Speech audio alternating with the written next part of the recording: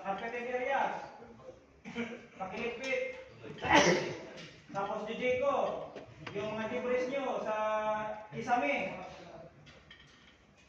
mga gypsum board, nilalagay nyo sa Isame. Pasuyo, huwag nyo ilagay doon. Baba na lang para diretsuhan na.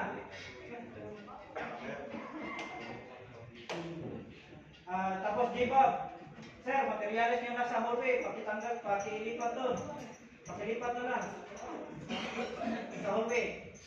Kasi obstruction yan, palipat na lang. Tapos yung DJ ko, si Plani, kasama ba? Wala pa no? Yung kanila. Ang defects nila, nandiyan pa rin. Pagkakas natin yun. Tapos yung mga power tools nyo, yung walang mga takip, katulad ng grinder, lagyan nyo ng takip. Nag-i-inspection na kami. Tapos yung mga ladder nyo, lalagyan namin na yung tagging. Tapos, mag-ingat tayo parati sa trabaho. Ayaw kung masugatan kayo. Wear your proper PPE, helmet, gloves. Lalo yung nagsasanding, mag-goggles kayo. Magsano na mahigpit sila. First floor, yes sir. Magagamit nyo din. Huwag nyo ilagay kahit saan. After nyo magtrabaho dyan, linis man.